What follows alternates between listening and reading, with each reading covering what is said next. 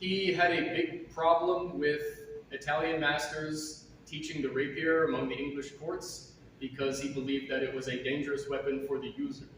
Because there was, I believe it was that there is not a good way to defend with one, and amongst other things. And he took issue with that and wrote these books where he decried a lot of the rapier teaching. Okay, and so in these books, tell us about the most important things that we take from George Silver. I would say that the most important things that we take from George Silver would be the grounds, governors, and true and false times. The grounds would be more of a physical aspect of the fight, starting with judgment. That is sort of ties into the prudentia, which will be covered later.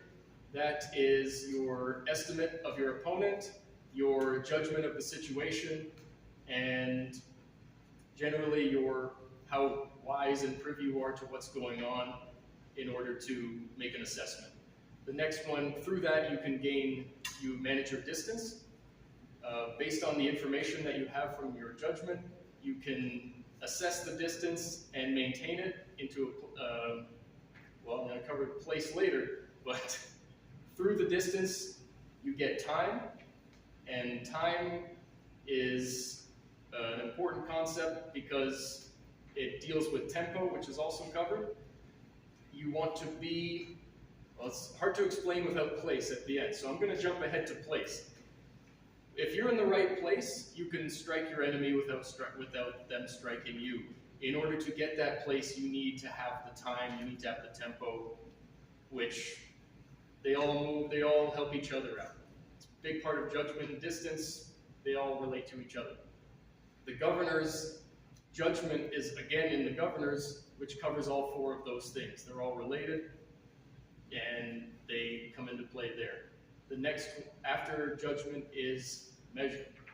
Measure is sort of like distance, but the main concept being that if you're in good measure, you can strike your enemy without being struck. If it's bad, they can strike you, whether you can strike them or not.